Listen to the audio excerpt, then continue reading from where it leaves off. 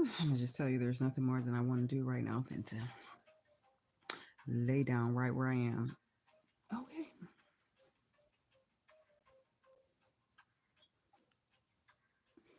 Very, very, very much relaxed and comfortable. Anyway, hey, hello, hello, hello, hey y'all, hey y'all, hey. So we're just gonna come back for Your Own Good by Alice Miller. Okay, that's better. Okay. Hopefully the music's not too loud. I may turn it down a little bit if I feel like I'm like competing with the tones. But so we're back for Your Own Good by Alice Miller. And we're still like in the beginning stages of child rearing. Let me turn this down a little bit. One second, y'all.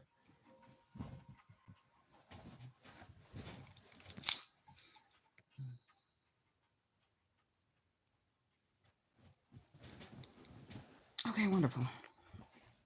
So anyway, we're just picking back off where we left off last week about child rearing and these very different odds of instructions that elitists, those involved in education, have wrote inscriptions on how to rear your children from infancy all the way up until adulthood. So it's always interesting on the authors, the psychologists, the psychiatrists, the sociologists, those in education, or some even in criminal justice who write books on how to properly raise your children, right?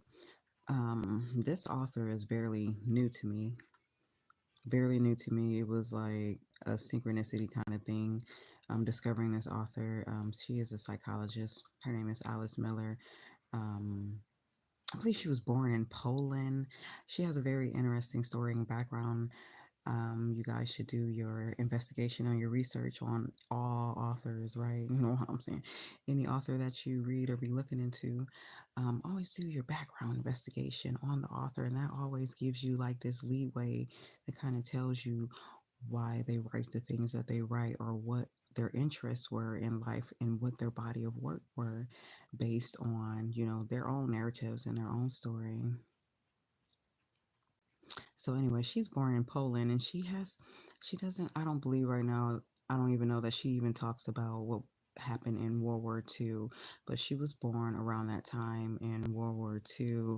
And even that in her own personal family history of her raising her own children is interesting. I haven't found any other information on that besides of what her own children had said.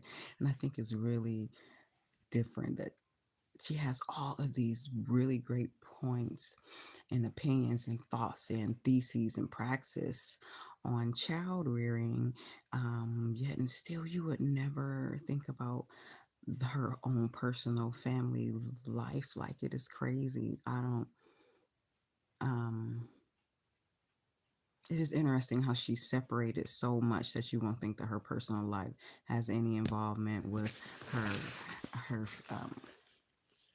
any other time I could be able to make the two connection with someone's personal life and then someone's career life. With her, it was like, okay, I wasn't. Basically, she was born around World War II. So, hey, y'all. Hey, thanks for liking the stream. Yeah, I spend lots of shower. I spend more time in the shower doing my hair than washing my body. Like my everything is high maintenance about me, especially when I get in the shower. My hair is numero uno. It speaks first. Like, massage me, everything to me. We spend lots of time together. And yeah, it's a great love relationships between me and everything attached to my body. So I love it. Well, no matter what it is. So thank y'all for being here. I know it's late night. It is like 103 Pacific Standard Time. Okay. Pacific Standard Time. And we are going to continue where we picked off last week. Yes, I am comfortable in this position where I am, and I'm not going to move. It's so comfortable.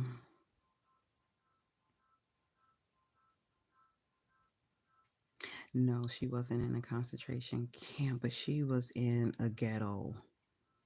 She was in a ghetto. Now, y'all talk about some ghettos that was, that's here in United States compared to the ghetto that was over there in Poland, Germany, in the Nazi German area. Imagine the ghettos over there. I don't even think you can imagine. You just have to read about it. It's nothing you're going to see on TV that is talked about the ghettos that are in different countries. Okay. It's a whole other different world, whole other different living. There's no, I mean, practically like here, almost, but worse, I would think, because over here, the survival of a ghetto is the expectancy of a survival of ghetto over here is a lot more higher than it is in other fucking countries, honestly. So she was in a ghetto. She was able to get out. Some of her family didn't make it out of the ghetto. They actually died in it because obviously there's no resources. It's like a big ass camp where you trapped in, almost over here, but like to the 10th power of a ghetto. Why is the color purple called? I don't know. Ask one of those goddess deities. Anyway, so my name, Shawnee Janelle. Reality and Balance is my platform. This book is really good.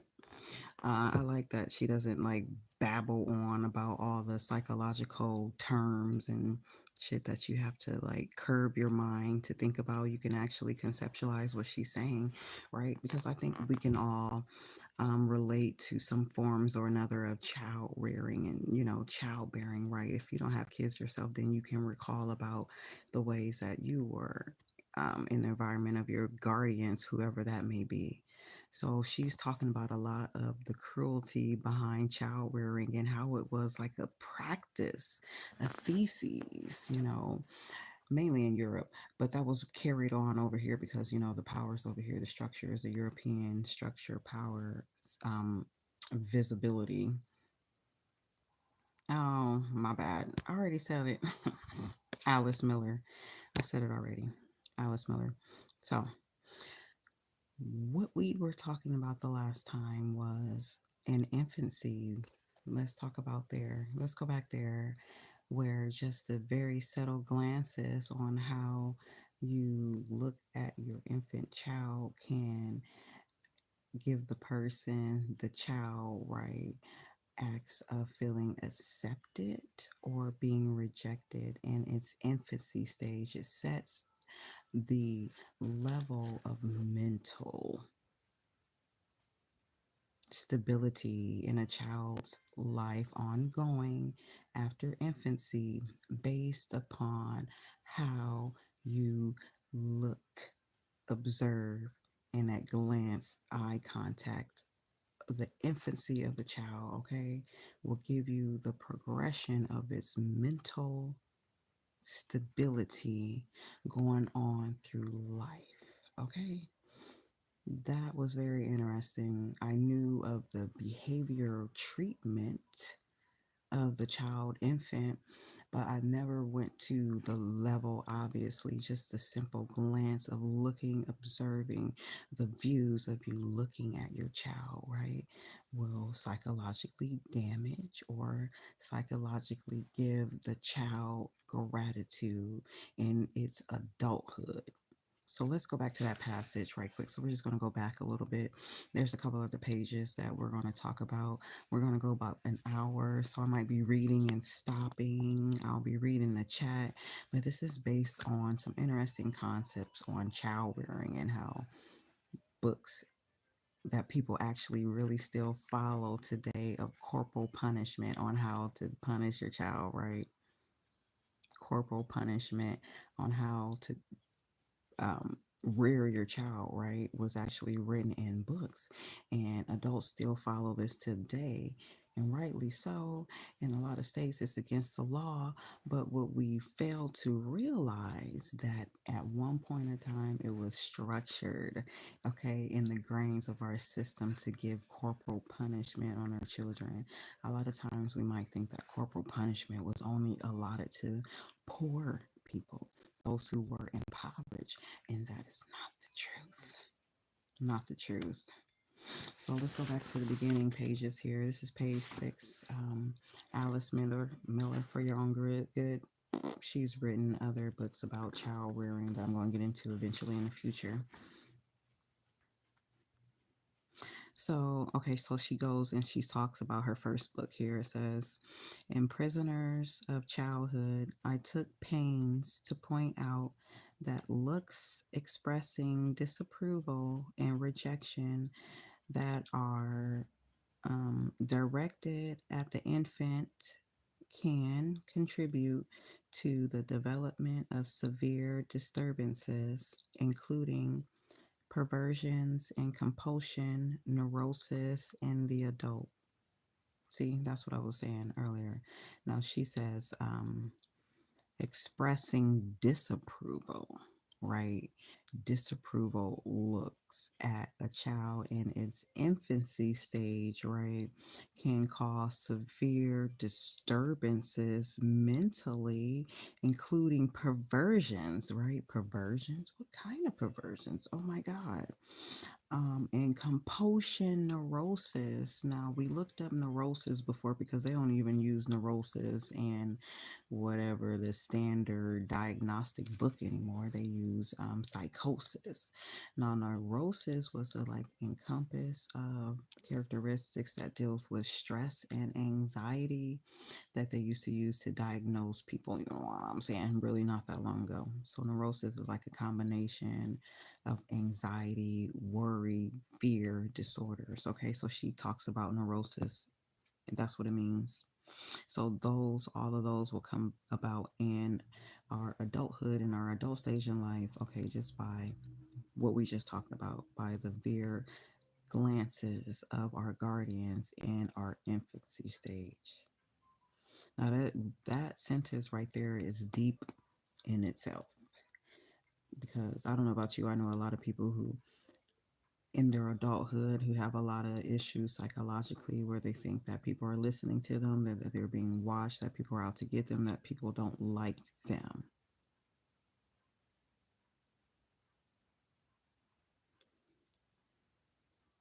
Could be undiagnosed of some form of psychosis, but who's to say that this psychosis was branded in their early infancy? And that I can so see in a lot of individuals, not out of judgment, like, aha, your childhood was fucked up, but just in the realization of many different environments. Anyway, let me shut up. Let me continue here, y'all. Okay. So, and remember, we were talking about this. We'll go back just a little bit, right? We were talking about this case, right? In the Schreiber family, it was not the mother who controlled her two infant sons with glances, it was the father. Both sons later suffered from mental illness accompanied by delusions of persecution. Delusions of persecution. All right. How she was able to measure this instance, it may be data of some form. I'm not sure. In the last decades, however, there has been an increasing number of fathers who have assumed positive maternal functions and have been able to give their child tenderness and warmth and to emphasize with his or her needs. In contrast to the era of the patriarchal family, we now find ourselves in a phase of healthy experimentation with sex roles. And this being the case, I have difficulty speaking about the social roles of the father or mother without resorting to outdated normative categories. Okay, so she's talking about just the heterosexual relationships. I can only state that every child needs an empathetic and not a controlling human being, whether it be father or mother, as caregiver. And that's a lot that's been coming out in society and research more lately, is that it's not about the foundation of what was once thought as to be traditional that carried on for like 100 years, which is a two-parent home, which mother and father. Now research have came about saying that it can be, like the father or like the grandmother, or it can be like the mother or the aunt, long as there's like consistent stability in the home and rearing the child will psychologically, mentally, spiritually, emotionally will develop And I like to say in a grounded standpoint, okay, they would be balanced and they would be grounded versus, an unstable household where there's one individual that's in and out, where there's a lot of confusion in the home. So this is what she's talking about with the gender roles now that have been changing in about the research about, just have children need stability. Children just need love. That's what they see first, and that's what they feel first. Okay, so she goes on, y'all, to say that an enormous amount can be done to a child in the first 2 years. In the first 2 years of his life, 2 years goes by so quick. 2 years go by so quick, y'all. You already know. So that child is observing, observing, observing. If it can speak, nobody's barely really even paying attention besides, oh, what are they saying? Oh, they say one. Oh, they say two. Oh, they say mama. Outside of that, they're really not taking the child really seriously of what the child is saying, honestly. But the child is observing everything, all reactions within those 2 years. They're just sponge. They're soaking up everything, everything. Okay, eventually, anyway. But yeah, within those first 2 years, child is soaking up so much information and receiving so much information in the environment, and especially from the spiritual realms as well, right? So not only spiritually, but physically, emotionally, mentally, this child within the first 2 years, an enormous amount can be done. Is what she's saying. We might go a little over an hour, y'all. Oops, because this is only the first page. So in the first 2 years, I can only think about the first 2 years of myself. And I'm not even thinking about the physical elements of myself, the building. I'm thinking about the spiritual things that we saw as children. Um, the spiritual things in our environment that we've seen. Okay, I do believe um, that is done to a child as well, that set the foundation in their adulthood as well. So we're getting from our environment physically, from those around us, our guardians, and you know and then the things that we see spiritually as well sets our foundation in our adulthood also. Okay, I don't know, but she's not talking about spiritual. This is like completely psychological, right? Okay, so an enormous amount can be done to a child in the first 2 years. He or she can be molded, dominated, taught good habits, scolded, and punished without any repercussions for the person raising the child and without the child taking revenge. Okay, so this is called hidden cruelty in child rearing. Hidden cruelty in child rearing. So she's saying honestly that the child basically can just be molded based on trauma alone and can be controlled based on trauma alone, because we know that children are sponges and can absorb everything. And then adults take it upon themselves to use children as acts of objects to be controlled, and not thinking that these are whole grown adult individuals that we are raising eventually, right? We don't think about that. We're thinking about controlling, how to control this individual, how to control, how to manipulate, how to physically abuse this child.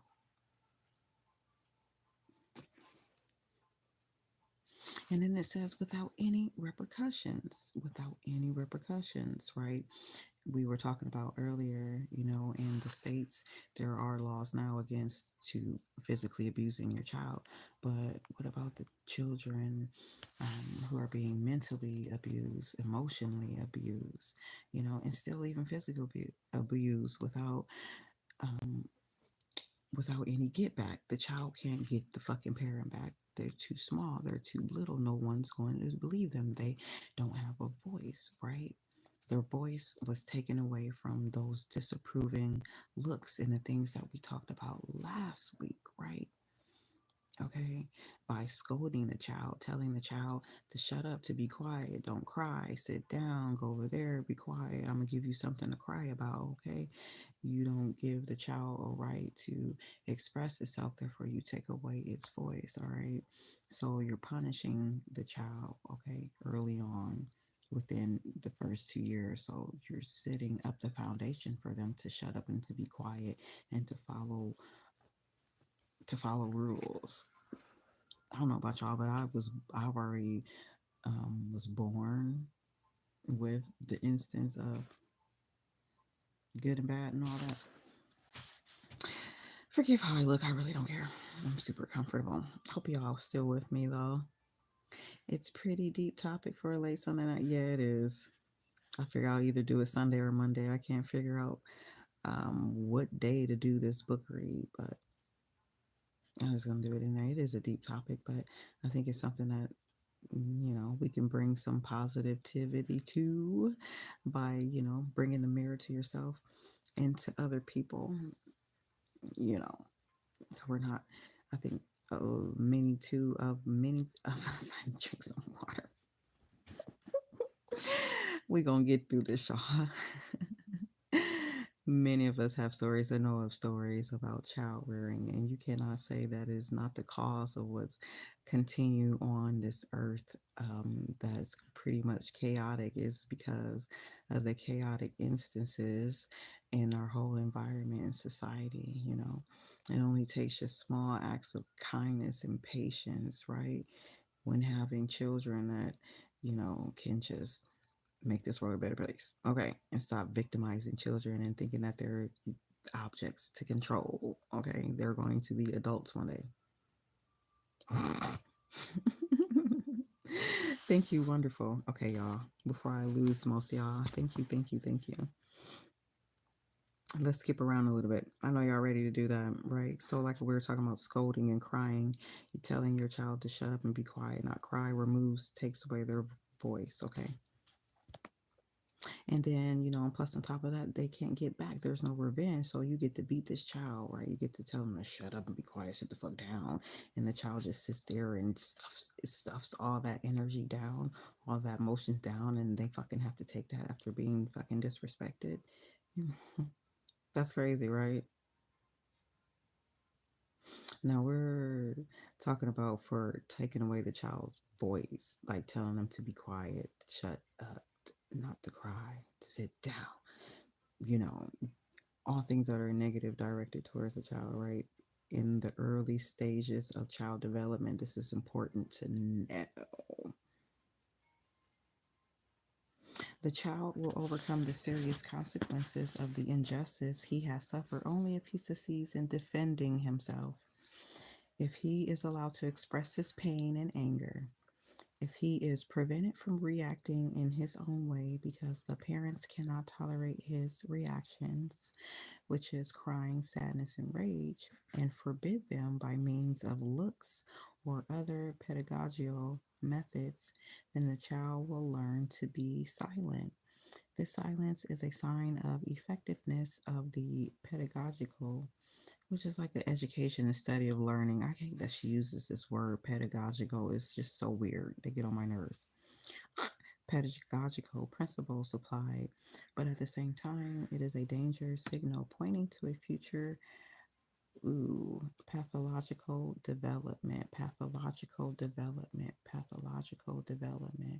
The child's silence, the effectiveness of silencing the child has a definite nature of a pathological behavior in his adulthood. Now, there are so many ranges of pathological natures. Range.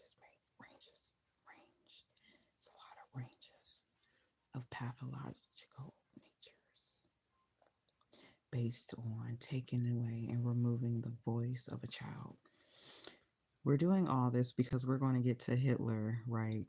We're doing all this. We're doing like a little background of this book right now because we're going to get into what made Adolf Hitler, sorry, trigger AI on YouTube, what possibly allow and enable Adolf Hitler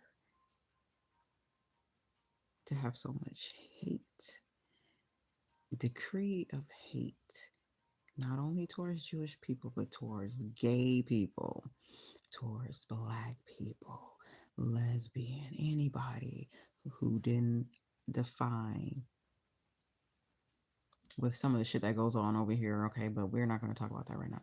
But define with this, what was it, blonde hair, blue eye, whatever. But we always talk about the Jewish people. Yeah, they're the majority taken out, but there was a lot of black people that were taken out in concentration camps. There was a lot of whole hell a lot of LGBT people taken out. And I say that very respectively. I don't mean any disrespect, but a lot of people who perished in the concentration camps. Okay. Um, so we're reading this background to get to the psychological nature of Hitler, his mother, and his father. So this is the whole reason why we're doing this, y'all. We're skipping around in the book a little bit just to give you like some background about that. I think it's really important to study the psychological nature of psychotics, of psychosis, of psychotic individuals and groups of people. It's a lot you can learn. It all has one, many, um, one characteristic that stands out the most in its ultimate control and power. So then you have to ask yourself, then how does a person, individual, group of people want ultimate control and power? You have to think. Some people will say, oh, it's just plain evil. Will turn evil around and it's live. Is it because simple of not being accepted? I don't know, but we're gonna see what she thinks. This author here, right? Uh, Possibly through his parents, like because this is a psychology book. I don't study psychology. I'm just naturally gifted at psychology. Okay, so I study other realms outside of psychology. I study like the sociological aspect of all things, universal. Okay, let me stop. So we're just doing a foundation of why we're reading this book, right? Okay, so we're talking about the looks, we're talking about the glances of a child not receiving acceptance from his parents can lead on to psychological damage in their adulthood. So, to skip a little bit, it says because this process does not begin in adulthood, but in the very first days of life as a result of the efforts of often well meaning parents. Well meaning parents. Now, we want to make sure that we say this is the thoughts behind of well meaning parents, okay? As well as intentional parents, too, right? Because there are psychotic parents, but she makes a meaning to say well meaning parents, okay? Because this process does not begin in adulthood, but in the first few days of life as a result of the efforts of often well meaning parents. In later life, the individual cannot get to the roots of this repression without help. It is as though someone has stamped on his back a mark that he will never be able to see without a mirror. One of the functions of psychotherapy is to provide the mirror. Okay. Breeding grounds of hatred, guides to child rearing from 2 centuries. So we're going to skip around here a little bit more. So, breeding grounds of hatred.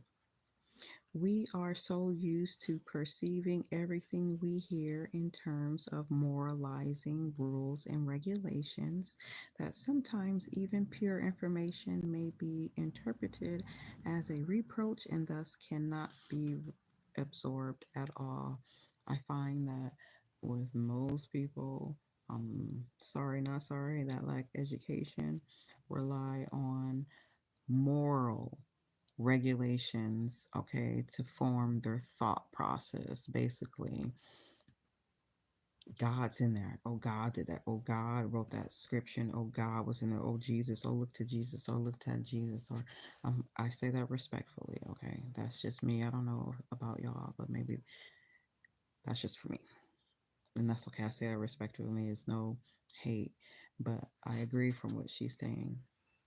Okay, we are used to perceiving everything we hear in terms of moralizing rules and regulations. You have to know that these moralizing rules and regulations that we go by, that we're reading from, were once pronounced from elitists. They all wrote this down for power and control, to control your mind. They built upon religiosity that come from a form of spirituality. Okay, and they use it in these books for power and control. So this is what she means by we here in terms of moralizing rules and regulation.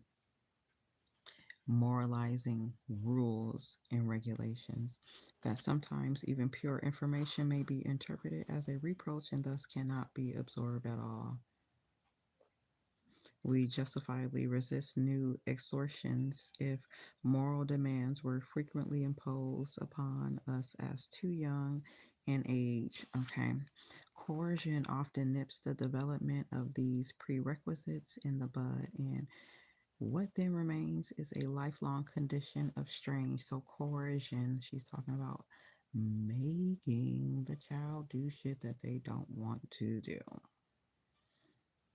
physically making do shit that they don't want to do, coercion.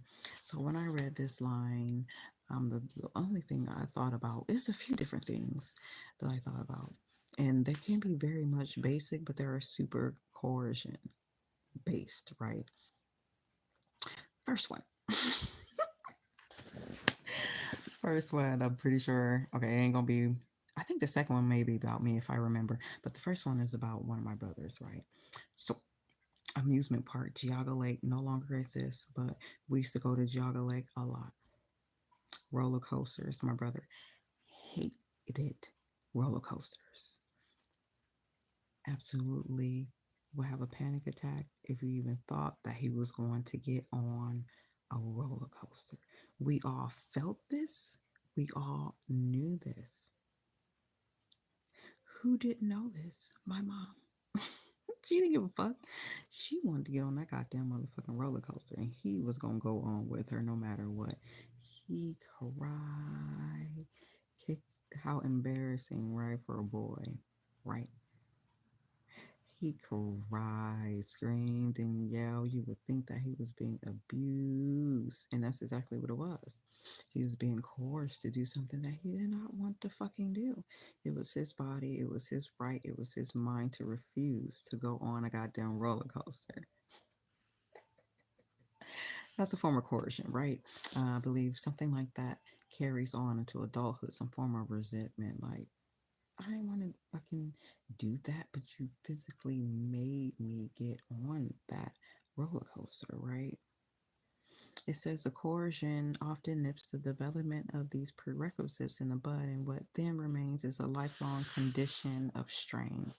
This is like soil, too hard for anything to grow in, and the only hope at all of forcibly producing the love demanded of one as a child lies in the upbringing given one's own children, from whom then demands love in the same merciless fashion.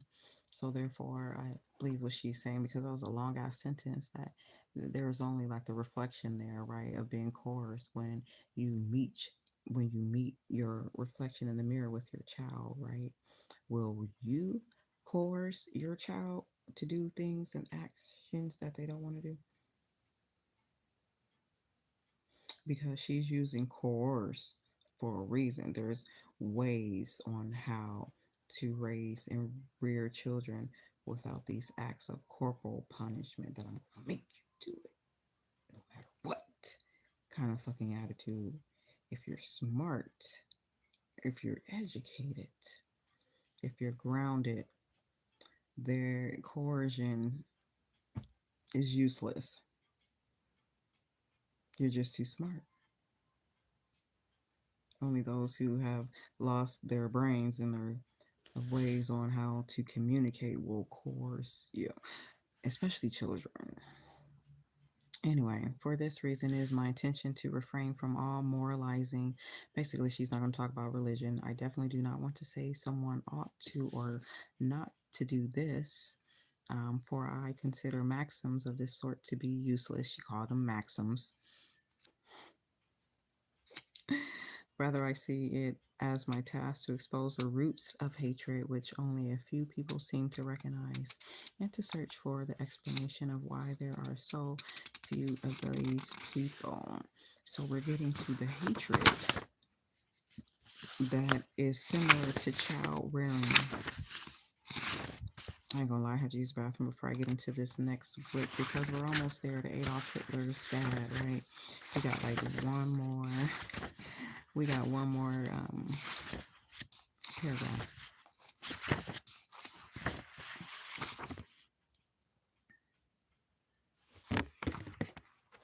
I have to find the other page. So we have one other paragraph before we get into Hitler's dad. Oh, there it is. Before we get into the introduction of Adolf Hitler's childhood from hidden to manifest horror, right? We're going to read that. And then since the last time we were here, we talked about his mom, right? But we're going to talk a little bit about his dad this time, right? So when I come back, y'all, we're going to read a summary. We're going to do the intro to Adolf Hitler.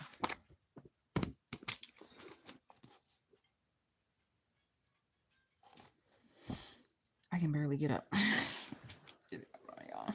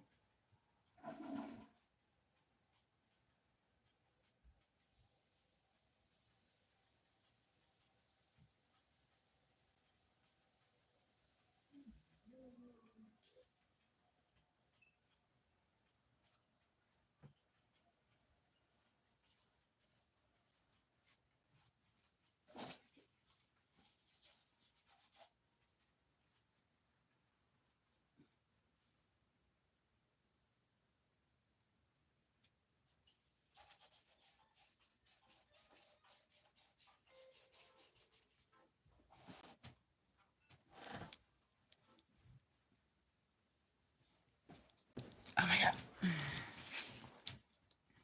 I like food. How are you? I'm greater than my rope. Boo-doo. And it is Monday. It's almost due. I have no alarm because I do what the fuck I do. Hey.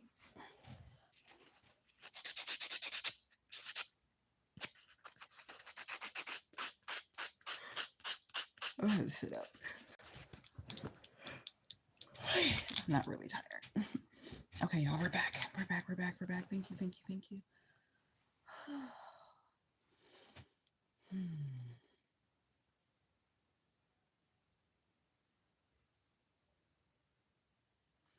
There's a lot that goes into child rearing. Oh, goodness. Water. Let's get back into it, y'all. Let's get back into it because I really want to get into, Hitler's father. We hear a lot about, Hitler as the elitist, right? But we don't hear much studies on the psychological nature of his family. And I'm here to give the sociological perspective of it all. So let me grab some water. It's right here next to me. Turn this up just a little bit. Thank y'all. Thank y'all.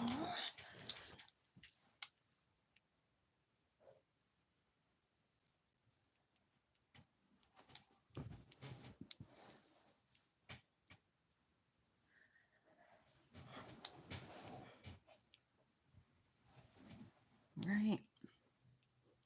You know. You know, you know, you know, you know, you know. You know, you know, you know. You know, if you know, you know, you know, if you know, if you know, you know. If you know, you know, you know.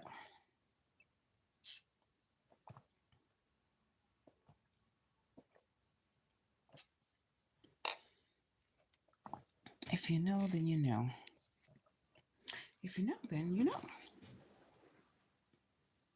If you know, then you know that there's more you can do for your children, right? You don't have to abuse your kids. I say that respectfully. There are other ways, okay, on instructing children. They will be adults one day. That is the plan, right? They will be adults one day, right? Mm-hmm. Just remember that. They will be adults one day. Hold on, y'all.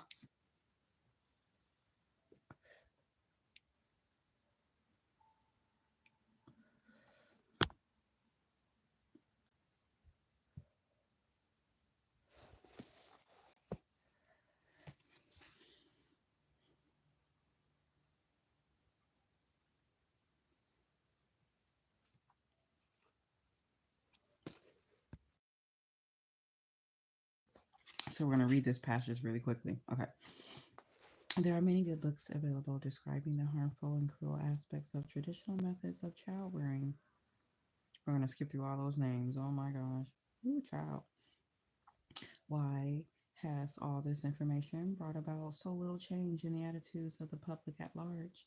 I used to try to address the numerous individual reasons for problems resulting from child rearing, but I now believe that there is a universal psychological phenomenon involved here that must be brought to light, namely the way the adult exercise power over the child, a use of power that can go undetected and unpunished like no other.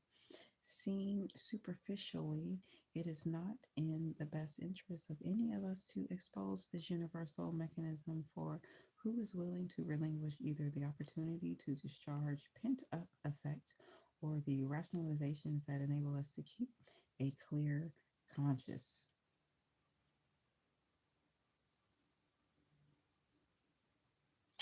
The rationalization that enable us to keep a clear conscience, okay, the universal mechanism, okay, how we are instructed by policies and moral views on how to rear our child. How does it affect our consciences or not? Does it affect your conscience? And I had to stop right then and there because I do recall a few times where my parents felt bad, okay, in their ways of rearing, right? You could tell that it affected their conscience by, the very next day, it's like, oh, it's okay. You can go out, you can go here, or you can go there with your friends. I mean, they felt bad by, the things that they pressed, which was abuse, right? So sometimes it's like, oh, okay, well, you can go do that a little bit, or you can have that a little bit. That's only because they felt bad. That's what she's talking about. Hmm. Nevertheless, making these undercurrents of our behavior known is crucial for the sake of future generations. The easier it becomes by means of technology to destroy human life with the touch of a button, the more important it is for the public to understand how it can be possible for someone to want to extinguish the lives of millions of human beings. Beatings, which are only one form of mistreatment, are always degrading because the child not only is unable to defend himself or herself, but is also supposed to show gratitude and respect to the parents in return. And along with corporal punishment, there is a whole gamut of ingenuous measures applied for the child's own good, which are difficult for a child to comprehend and which, for that very reason, often have devastating effects in later life. What is our reaction, for example, when we as adults try to emphasize what the child raised according to the methods recommended by Valium? I don't know who that is. Villaume. If a child is caught in the act, then it isn't difficult to coax a confession for him. This is the guy they're talking about. Boom. It would be very easy to say to him, so and so saw you do this or that. I preferred to take a detour, however, and there are a variety of them. Okay, I'm skipping through. I don't know what they're talking about. So she's giving an example of one of these child rearing elitist psychologists or somebody like that. Okay, so let's go to,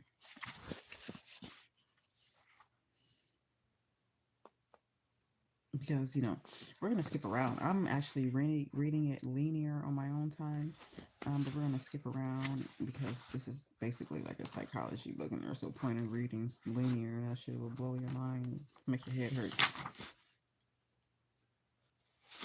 Okay, so here we go.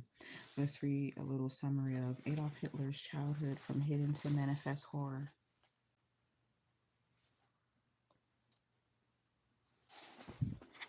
Adolf Hitler's childhood from hidden manifest to horror. So we're gonna read a little bit summary of that.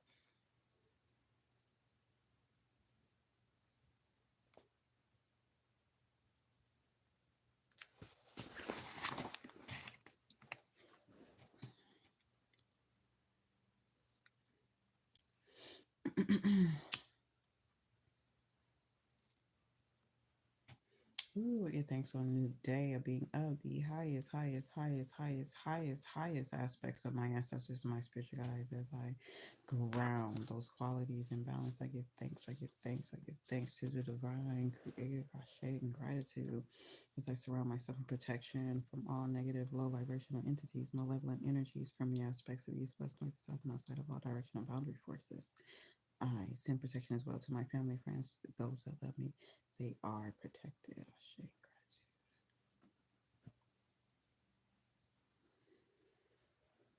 Because I just smelled something. That's all it takes for me is a smell.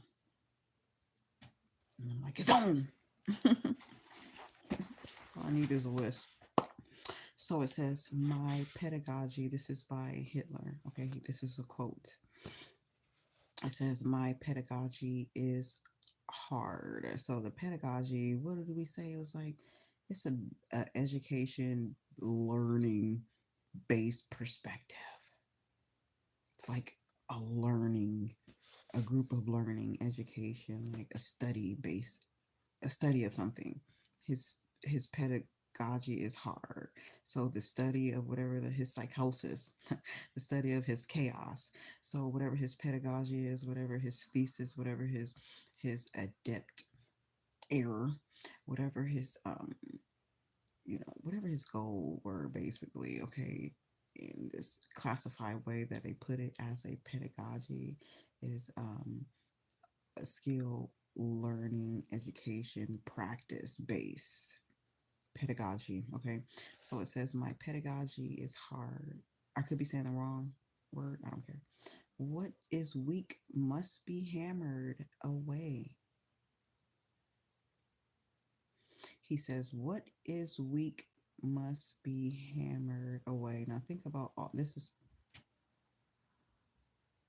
second sentence. He said, what is weak can be hammered away. Think about what we consider in society to be as weak. Well, you gonna get the fuck out of here. If you're not blonde, if you don't have blue hair, if you're not skinny, everybody else get the fuck on. In my fortresses of the Teutonic Order, I don't know what that is right now. Okay, my bad. In my fortress of the, maybe somebody knows, Teutonic. In my fortresses of the Teutonic Order, a young generation will grow up before which the world will tremble. I want The young to be violent. Do you see how that's happening today?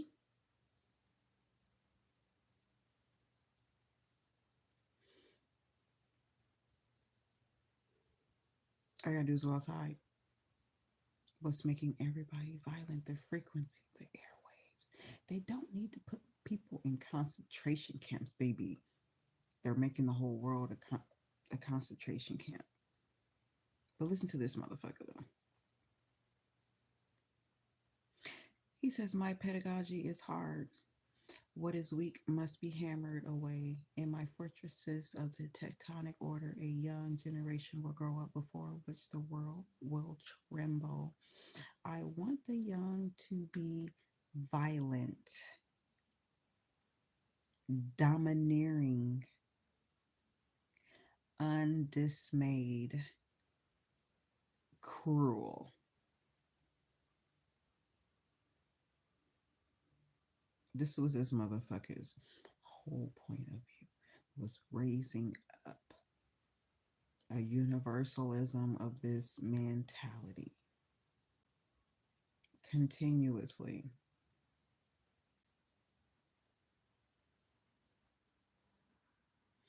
The young must be all these things, which is cruel, undismayed, violent, domineering.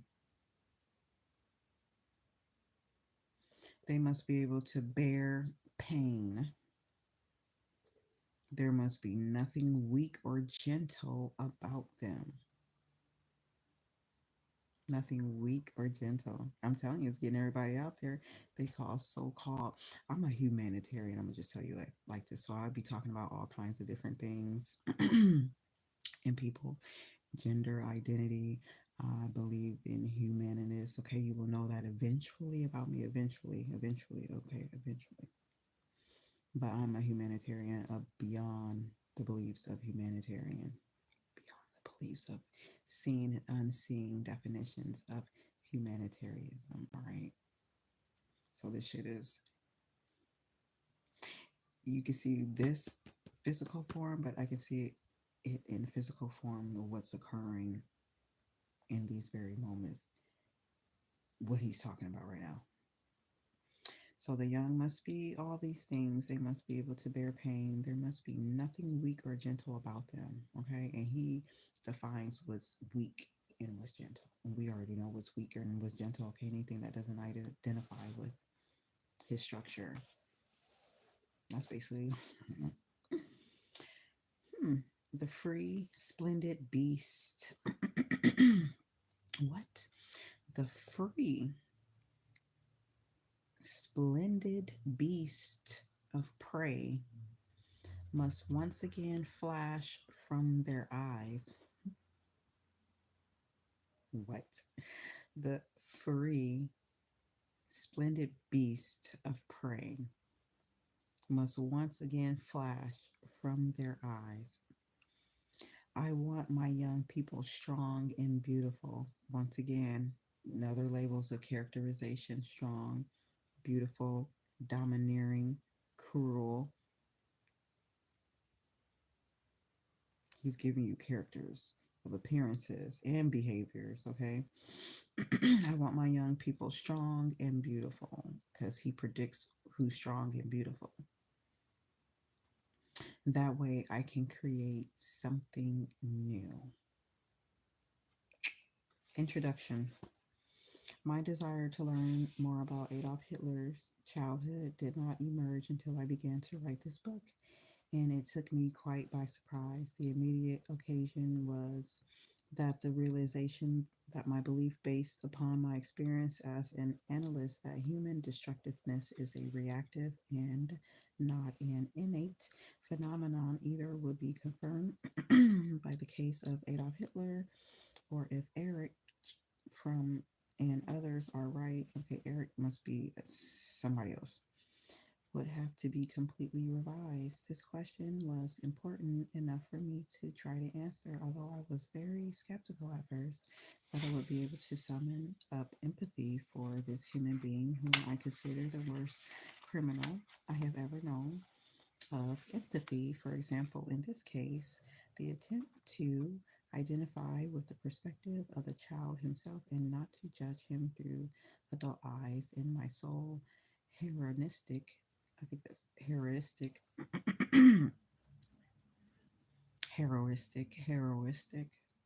which is enabling someone to discover or learn something for themselves. Heroistic, HEURISTIC tool. So she wants people to develop their own perspective, basically. I was relieved to discover that for the purpose of my study, I was successful in keeping this tool intact and was able to regard Hitler as a human being. Okay, so she's removing biases when she's talking about Hitler. So,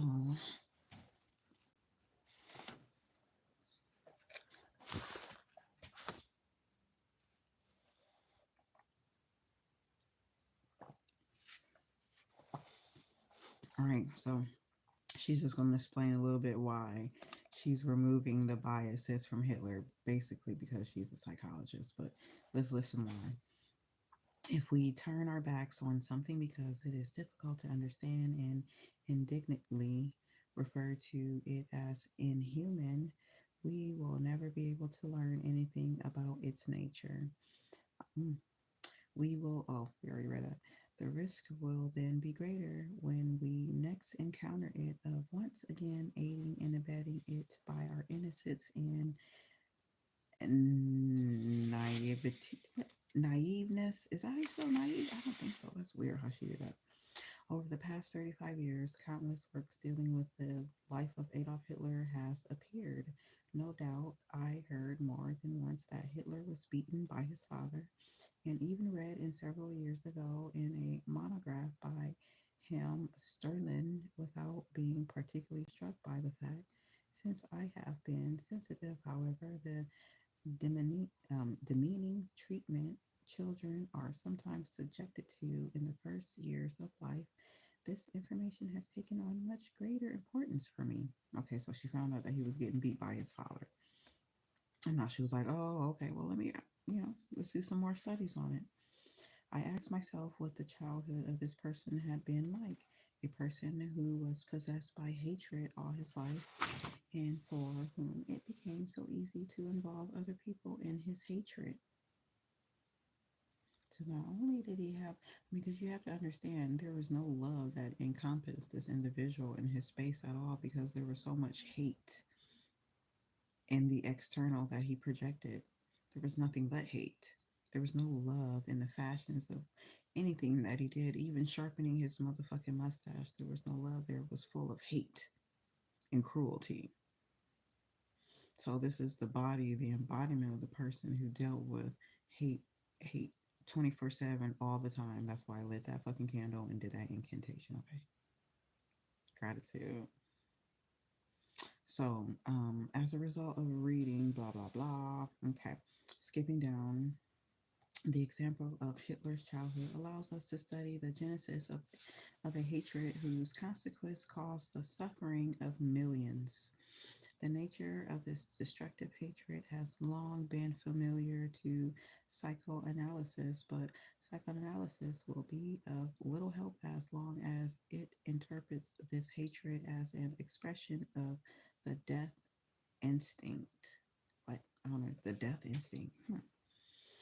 The followers of Malign Klein, who, in spite of their very accurate description of infantile hatred, still define it as innate, instinctual, and not reactive.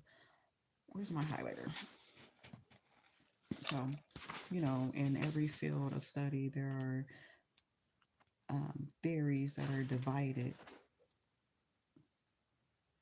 And I just love reading both of the scales and even in between of the division of all theories. I like to know who's for, who's not for, who's in between. So the followers of Melanie Klein, who, in spite of their very accurate description of infantile hatred. So there's a name that maybe we didn't pick up on earlier. because we didn't get totally and completely into the study when we were giving disapproving looks to our child in its infant stage. But there is a diagnosis for that. It's called infantile hatred. Okay, so the division within theories of infantile hatred is one is saying that it is innate, that is innate, that's something that is naturally, just naturally, that happens within an individual. That's something that just occurs naturally within an individual, right? Infantile hatred, okay, which is instinctual. She's saying it's more instinctual to hate your infant. Now, if they are relating that to post traumatic stress or whatever it is after you have a baby, please forgive my ignorance. She's not relating or connecting that right now. I'm relating, connecting my mind. My timer's about to go off. I'm gonna reset another one. Okay, 3, 2, 1, 0.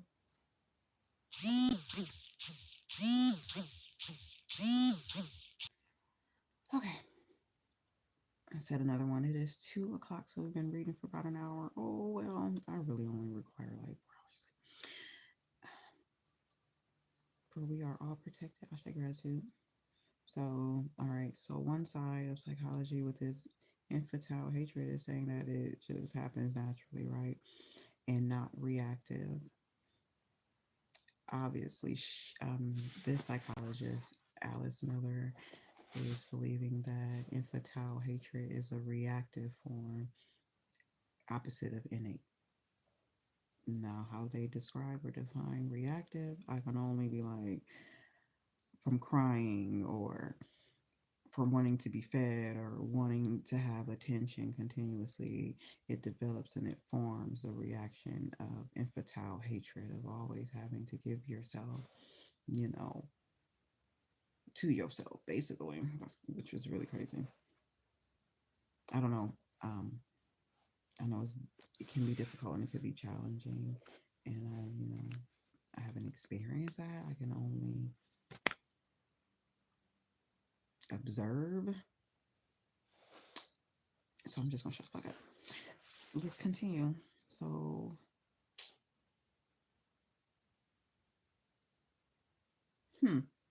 so another psychologist,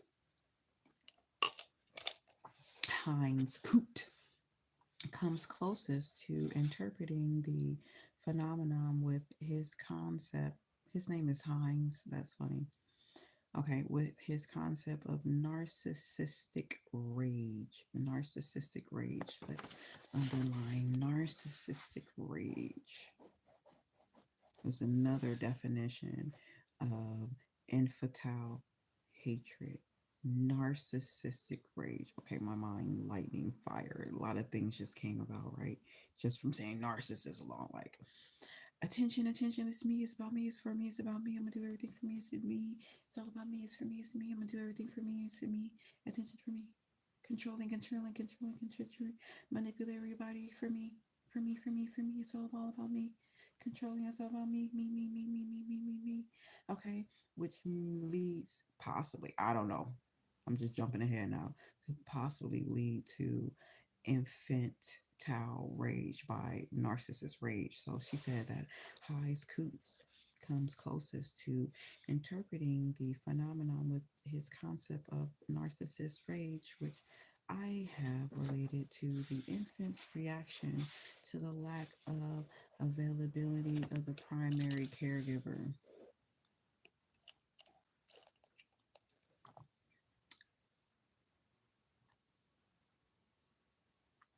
But we must go one step further if we are to understand the origins of lifelong instit wait, oh my god, I knew I was gonna fuck up something. I don't know the word. Insatiable? Let me see if I can look that up because I ain't about to butcher that. Okay, but we must go one step further. I should have brought my dictionaries in the other room. But we must go one step further. Next time I have my dictionary with my pull it out because I have to see.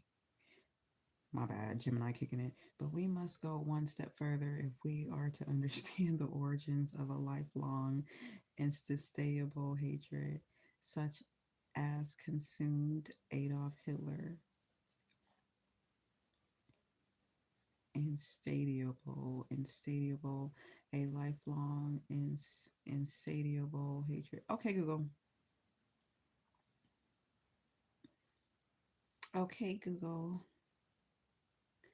What is the definition of insatiable?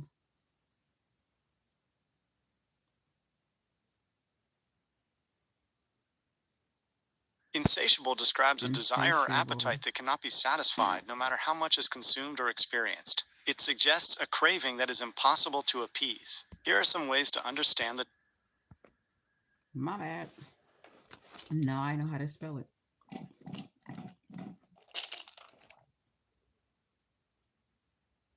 But we must go one step further if we are to understand the origins of a lifelong, insatiable hatred such as consumed Adolf Hitler. We must leave the familiar territory of drive theory. Thank you, because I don't want to get into that.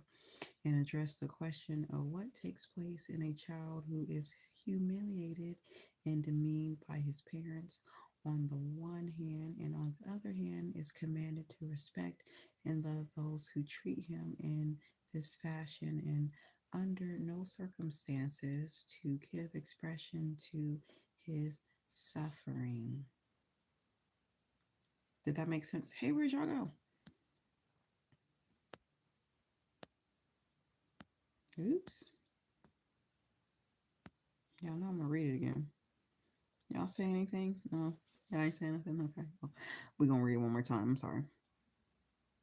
We must leave the familiar territory of drive theory and address the question of what takes place in a child who is humiliated and demeaned by his parents on the one hand, and on the other hand is commanded to respect and love those who treat him in the fashion and undergo no circumstances to give expression to his suffering. Okay?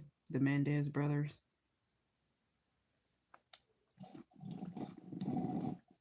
Although something so absurd would scarcely be expected of an adult, right? You wouldn't think about it. That's why they got all this data in that collection. You can watch forensic science, forensic theory, forensic this or that right now. They have stories on stories on stories on stories on stories on stories on stories on stories for decades of stories. They don't have to repeat one story. They have so much collection of data of psychotic behaviors.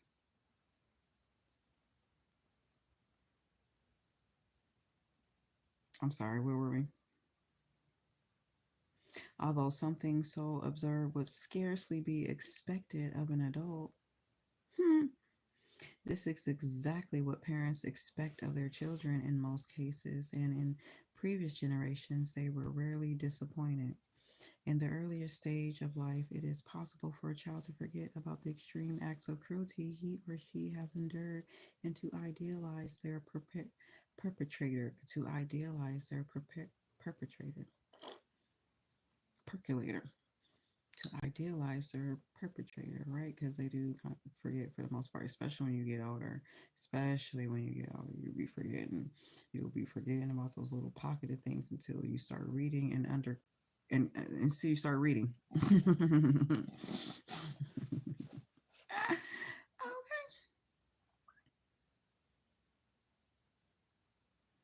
But the nature of the subsequent enactment reveals that the whole history of early persecution was stored up somewhere. Okay, let's underline that. But the nature of the subsequent enactment reveals that the whole history of early persecution was stored up somewhere. The drama now unfolds in front of the spectators with an amazing resemblance to the original situation, but under another guise. In the reenactment, the child who was once persecuted now becomes the persecutor. Underline. You see, they say reenactment, right? Why does she choose to use reenactment like it's a stage, like it's a play, like it's a character, like it's a switch, like it's a program? Reenactment. In the reenactment of the child who was once persecuted. This is why I think that so many children are persecuted early because it's a program. In the reenactment, the child who once persecuted now becomes the persecutor. In psychoanalytic treatment, the story is enacted within the framework of transference and countertransference. I don't study psychology, so I'm not really interested in transference or countertransference because really not into Sigmund Freud because I will get out some of my stuff that I wrote about him, but we're not gonna go there. Okay, let's go. Let's go somewhere else. Let's flip around. Should we go to his father? Shall we? Hitler's father, his history and his relationship with his son. Page 147. Alice Miller, For Your Own Good. Hidden Cruelty in the Child Rearing and the Roots of Violence. Hidden Cruelty and Child Rearing and the Roots of Violence. Good shit. Better than my Shining book that I lost. Right? Lost the Shining book. Fran gave me this book. Okay. Hitler's father. I ran out of water. That sucks. Because this ice is frozen solid. If somebody say something in the chat, I'll go get some water. If not, I'm just going to have dry mouth. Okay. So, don't lose the page. I'll just eat ice. Duh. Gemini, blah, blah, blah, Gemini, blah, Gemini, blah, blah, blah.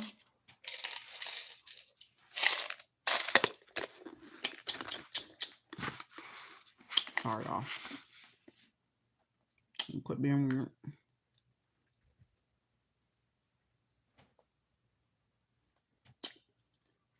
I am present with my thoughts.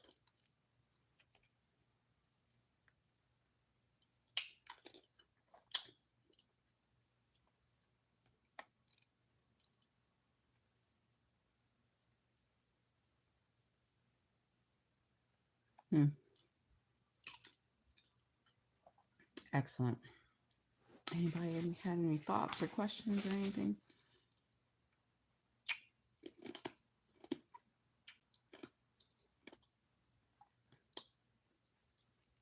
Such a crazy weird Gemini. Why do I like to read ranges of things? I don't know. I do. But they all are kind of traumatic in one way or another, but they're all for learning, even if it is books like The Shining. It's all like I'm learning and I'm gathering information. Because a lady had brought me to some books that recently have been transcribed to English, written in German. Just about all the concentration camps and, you know, some journals, they're still being discovered and read, and just the history of some of the things that were going on during those times. I don't think we can ever stop learning and knowing enough of that type of history, right? Because it can always predict itself and project itself once again. If one group of people have been persecuted, okay, one time in history, that means it can continue to happen to other people and other people over and over and over and over and over again if we don't learn and understand from those things. Okay, we're just gonna stop it right there and let's get into it. Let's get into the Hitlers. Into the Hitlers. I don't know why they want to say plural. Into the Hitlers. Interesting. Into Hitler's father.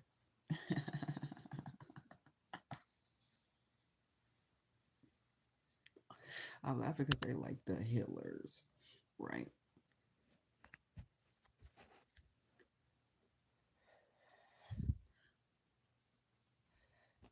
2 a.m. Figuring out how to remove hatred from oneself.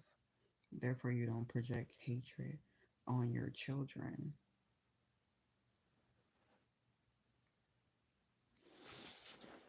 Even on your animals. I mean, people crazy. Okay, so let's go.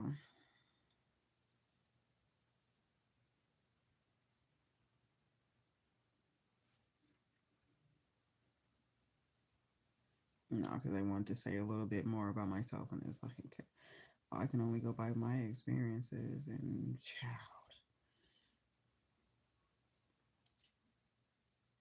whew. In his biography of Adolf Hitler, Joachim Fest has this to say about Alois Hitler's background in his life before Adolf was born. So Alois is his father. Okay. Adolf Hitler's father is Alois, Alois. I might pronounce it differently every time I read it. So this is what he has to say about his father before Adolf was born. At house number 1313, well, in Stroms, the homes of John and Trummel Schaller, an unmarried servant girl by the name of Maria Anna Schrick. What the fuck? Maria Anna? Wow. Okay. I don't know what this last name is. Gave birth to a child on June 7th, 1837,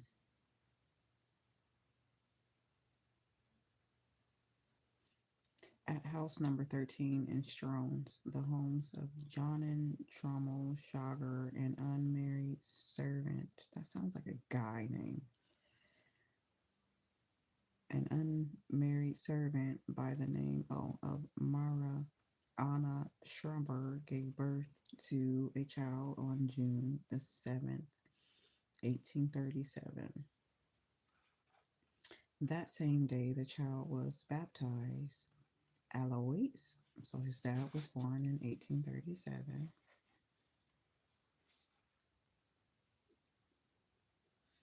by an unmarried servant. So dad, his grandmother was a servant that gave birth to his dad, and she was unmarried. And oh my God, 1837. Did they say in Germany? It's probably somewhere in Germany. 1837. I'm not sure about the um, marriage law, so I really can't speak about that. But if it was 1837 up over here, and you got motherfucking pregnant and unwed, my God, who are you? Let me stop. So basically, his dad, his mom was a servant, right? Unmarried servant. That same day, the child was baptized. Alois, okay, whatever, baptized. So they must have been Christian. In the registry of births in Dalasham Parish, the space for the name of the child's father was left blank. Um, Nor was this changed 5 years later when the mother married the unemployed journeyman miller John George Hetler. Okay. That same year, she turned her son over to her husband's brother, John Nepomuk Hutlo, a farmer in Spittal, presumably because she thought she could not raise the child properly. Probably because she didn't want to. At at any rate, the Hitlers, the story has it, were so impoverished that ultimately they did not even have a bed left and slept in a cattle trough. These two brothers are two of the presumptive fathers of Alois Sugarmamba. The third possibility, according to a rather wild story that nevertheless comes from one of Hitler's closer associates, is a Gross Jew named Frankenberger, in whose household Maria Anna Schreiber is said to have been working when she became pregnant. So she possibly got pregnant by a Jewish man. Such, at any rate, in this testimony of Hans Frank, for many years, Hitler's lawyer, later Governor General of Poland, In the course of his trial at Nuremberg, Frank reported that in 1930 Hitler had received a letter from a son of his half brother Alois. Possibly the intention of the letter was blackmail. That's what it sounds like because I'm like, what? He's on trial. It indulged in dark hints about very odd circumstances in our family history. Frank was assigned to look into the matter confidentially. He found some indications to support the idea that Frankenberg and had been Hitler's grandfather. The lack of hard evidence, however, make makes this thesis appear exceedingly dubious. For all that, we may also wonder what had prompted Frank at Nuremberg to ascribe a Jewish ancestor to Hitler.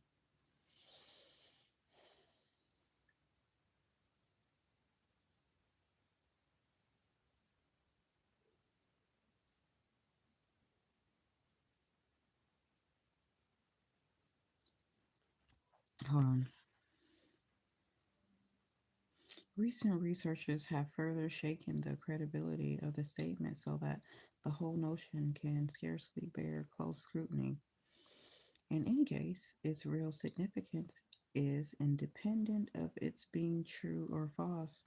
What is psychologically of crucial importance is the fact that Frank findings force Hitler to doubt his own descent. A renewed investigation undertaken in August 1942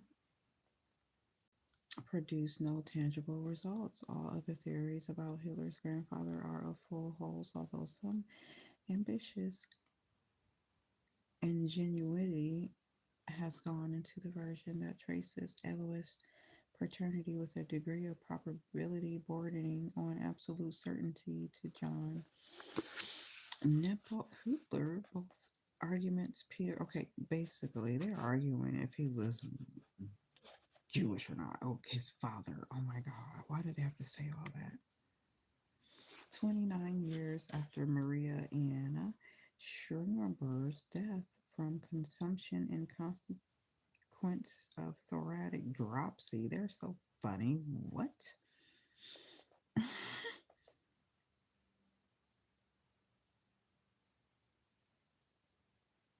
Okay. So if they're gonna debate about his genes, I don't care. So here's the true fact, as she was saying.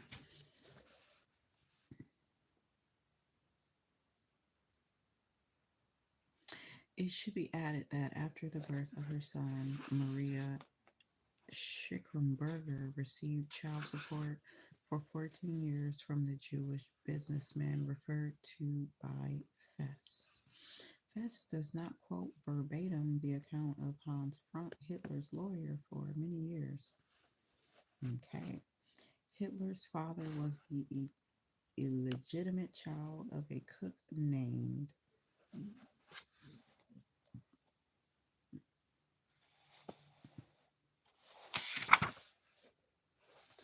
Laden. They're still talking about Hitler's father.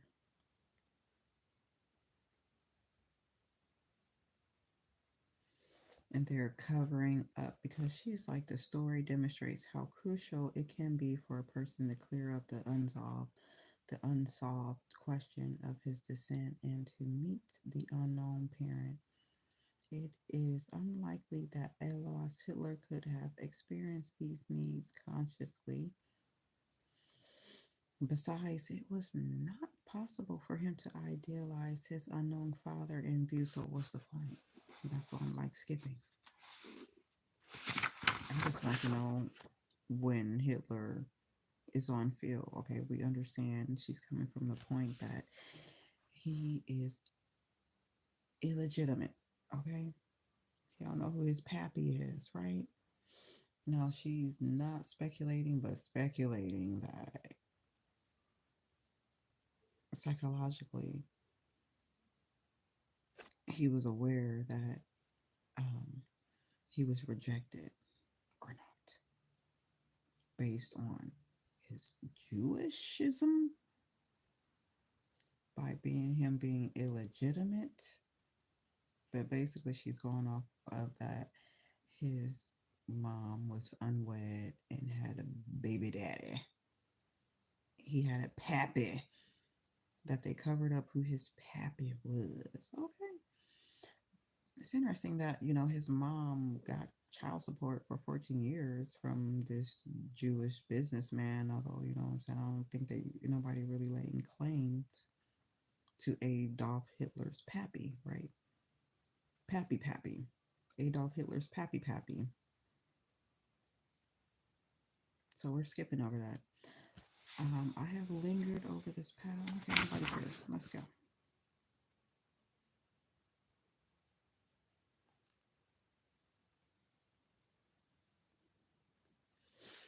Yep.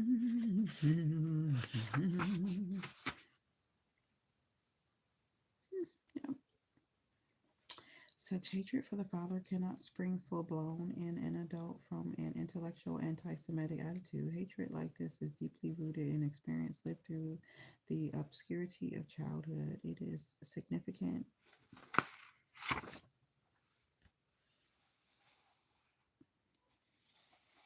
Okay, because I know we've been on here for some time, y'all.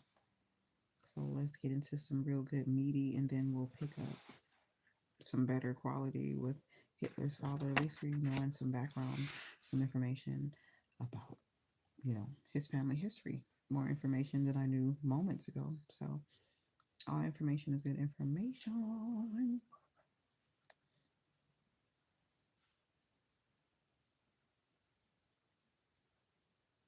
Okay, let's see.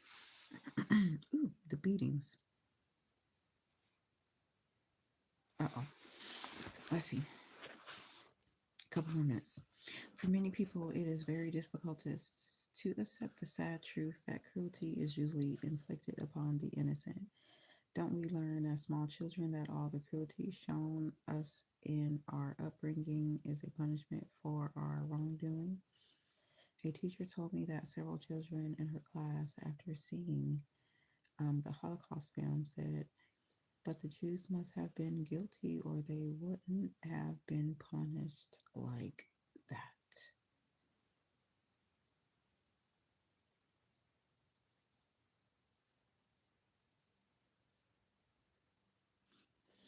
With this in mind, we can understand the attempts of all Hitler's biographers to attribute every possible sin, especially laziness, dishonesty. But is a child born a liar? And isn't lying the only way to survive with such a father and retain a remnant of one's dignity? Sometimes deception and bad grades in school provide the only means for secretly developing a shred of autonomy for a person so totally at the mercy of another whims.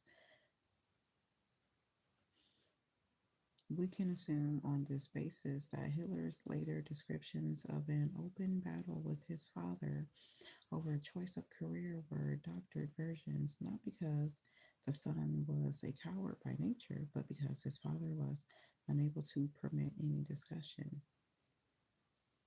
It is more likely that the following passage from Mein Kampf, I remember reading Mein Kampf, reflects the true state of affairs. I had to some extent been able to keep my private opinions to myself. I did not always have to contradict him immediately. My own firm determination never to become a civil servant sufficed to give me complete inner peace.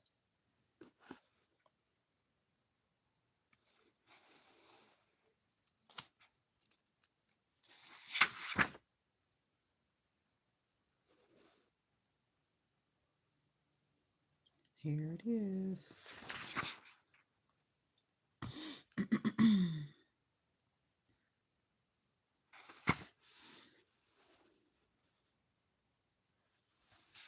Okay, one more, y'all. One more.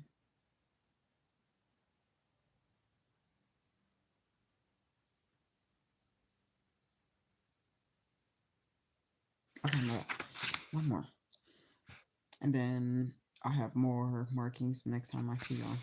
My markings only went so far because I didn't think I was going to continue to read, so I went way past the time in reading. So yeah, I'm just going to read another summary.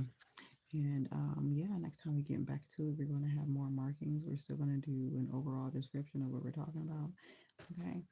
Um, Hopefully, we can get something from each person, each character that we know that we're discussing and we're talking about, right? I think it would probably be a little bit more challenging and difficult to get more on the parents because there is some writing, but I just don't believe there's enough writing in English in regards to like his family. So it's like the little bits and pieces here are gonna be like choppy from many different authors and shit that comes from his father and that comes from his mother. I feel like his father has a lot of bit of braided confusion in there. But last time when we read about the mom, it was like a little bit more of a sequence type of read, like more easily to follow. So let's read this last paragraph. So the way Hitler unconsciously took on his father's behavior and displayed it on the stage of the world history um, is indicative of how the child must really have seen his father. The snappy uniform, somewhat ridiculous dictator, as Charlie Chapman portrayed him in his film, and as Hitler's enemies saw him, in the way Alois appeared in the eye of his critical son.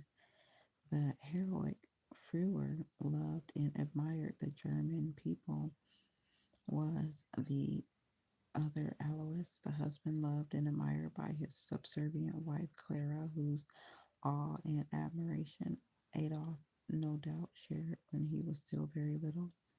Hmm. These two internalized aspects of his father can be identified in so many of Adolf's later enactments that we receive the impression that throughout his later life, his considerable artistic talents impelled him to reproduce his earliest deeply imprinted, though unconscious, memories. Okay. His later life, his considerable artistic talents impelled him to reproduce his earliest, deeply imprinted, though unconscious, memories of a tyrannical father. His portrayal is unforgettable for everyone who was alive at the time. Some of his contemporaries experienced the dictator from the perspective of the horror felt by a mistreated child, and others from the perspective of an innocent child's complete devotion and acceptance. Sounds like somebody in office right now. Let me read that again. Sounds so much like who's in office, those in office that they be looking up to, like, Papa, Father, you art thou. Yes, Father. They all be looking to him on stage, like, for approval. Father, Father, you art thou, Father. It says, every great artist draws on the unconscious contents of childhood, and Hitler's energies could have gone into creating works of art instead of destroying the lives of millions of people who would then now have had to bear the brunt of this unresolved suffering, which he warded off in grandiosity.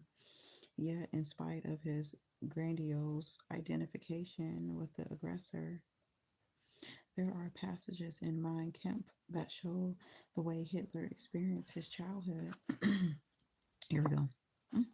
In a basement apartment consisting of two stuffy rooms dwells a worker's family of seven. Among the five children, there is a boy of, let us assume, three.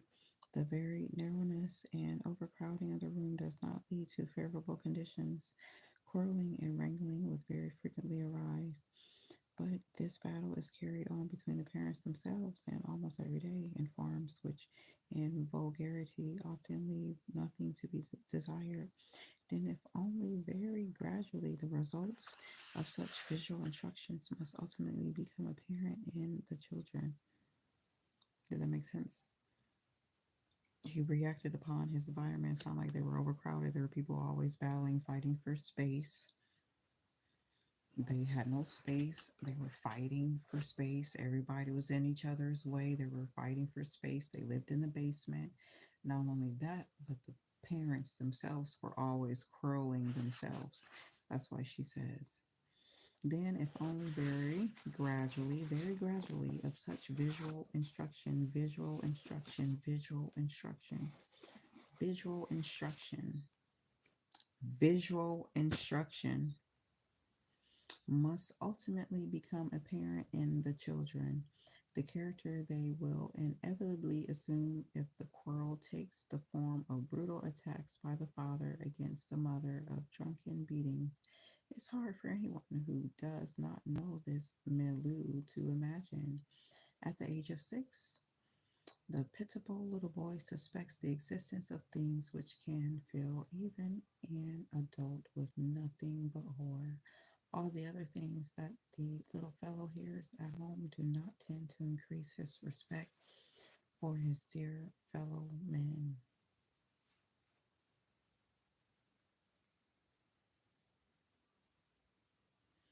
It ends badly if the man goes his own way from the very beginning and the woman, for the children's sake, opposed him. You see, it happens across all cultures. This form of quote unquote fatherlessness. It happens across all cultures. It ends badly if the man goes his own way from the very beginning and the woman, for the children's sake, opposes him in the fourth way. And the woman, for the children's sake, opposes him. Then there is fighting or quarreling, and as the man grows in rage from his wife, he becomes more intimate with alcohol. When at length he comes home on Sunday or even Monday night, drunk and brutal, but always parted from his last scent.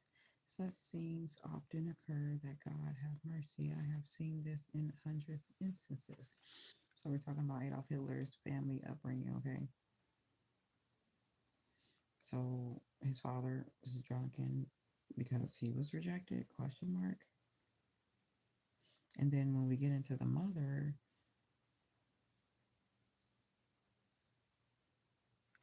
all we have, I think, are just question marks. So what really makes people why they are. We just observe their experiences, okay? And all we can do is compare. And that's where we're gonna leave it, y'all. That's where we're gonna leave it, y'all. Because yeah, she's talking about the agency of the unconscious repetition about these visual cues, these visual instructions, okay? So she's still talking about the visual cues and the visual instructions on what build and form hatred, okay? For him to like embody hatred, like embody hatred, okay? Embody hatred. That's why I know that he was doing incantations and everything, okay, for him to be able to um, murder so many people, right? Okay, so you know he's doing incantations because he definitely embodied the form of hate, right? But it started with his family history, and that's just why we're reading this so we can understand what not to be. Okay, and how we can always recorrect ourselves. Because I was just watching a documentary earlier, and then one guy said that once we leave the hospital, they don't even give us instruction how to raise a kid. That's crazy, and that is really real. You have the instructions, okay, written in your heart and written in your soul. That is opposite of corporal punishment. Just know that corporal punishment is for weak people. Okay. Okay. I'll see y'all in a couple hours. I'm probably about to eat some cereal. and watch The Wire. Leave me a message, y'all, or I'll see y'all the next time. But I'll see y'all tomorrow for a reading, or today. Bye, y'all. Good morning, good night. Thanks, y'all, for hanging out. My name is Shawnee Janelle. My platform is Reality and Balance. I love all things that use power of the words, okay? Instructions of learning and developing, okay? Gratitude. My website is realityandbalance.com. It's 2:30 a.m. Pacific Standard Time. Y'all enjoy these moments, y'all. And I'll see you in a couple hours.